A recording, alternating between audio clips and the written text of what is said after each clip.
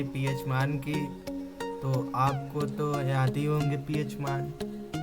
ये सब important pH मान है, जितने भी हैं सब महत्वपूर्ण पीएच मान है।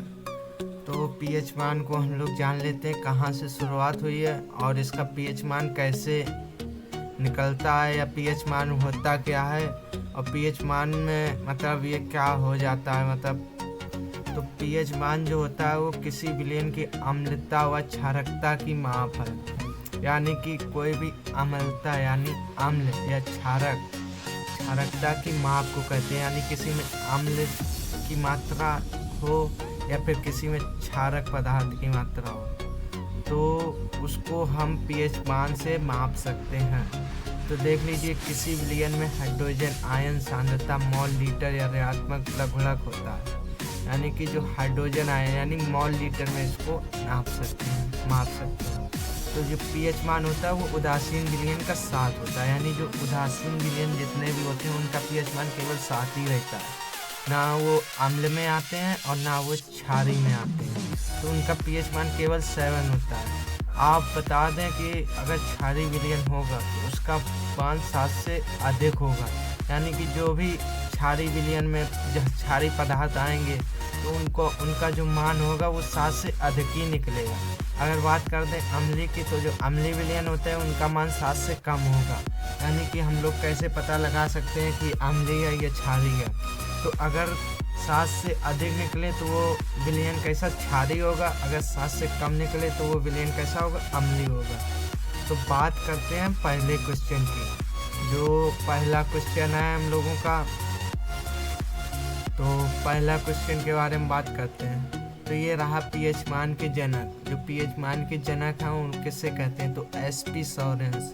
जो एसपी सॉरेंस हैं उनको पीएच मान के जनक कहते हैं। जल्दी जल्दी डिस्कस कर लेते हैं क्वेश्चनों के बारे में। अब बात करते हैं पीएच का फुल फॉर्म। जो पीएच का फुल फॉर्म क्या होता है, तो पोटेशियम ऑफ हाइड्रोजन। यानी जो चीज़ हम पढ़ रहे हैं उसका फुल फॉर्म ही नहीं मालूम तो क्या फ़ायदा।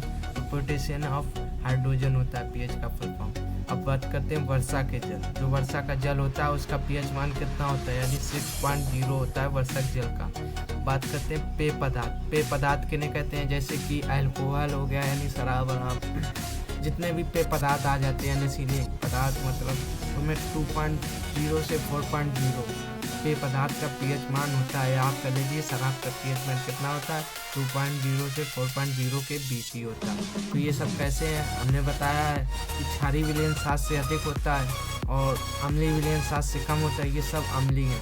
अब बात करते हैं आंसू का पीएच मान। ये आंसू का पीएच मान कैसा होगा, ये क्षारीय होगा क्योंकि 7 से ऊपर है, तो 7.4 होगा आंसू का पीएच मान। बात करते हैं नींबू का पीएच मान। नींबू का पीएच मान कैसा होगा, 2.2 से 2.4।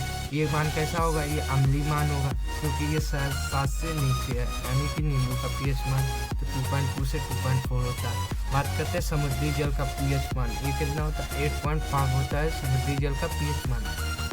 और ये कैसा, मतलब ये कैसा विलयन होगा, तो ये जो विलयन होगा वो क्षारीय होगा क्योंकि 7 से अधिक है। अब सिरका का पीएच मान कहते हैं, सिरका का पीएच मान, अब सिरका का पीएच मान 2.4 से 3.4 तक होता है। तो ये कैसा विलयन होगा, ये विलयन अम्लीय होगा क्योंकि ये 7 से कम है।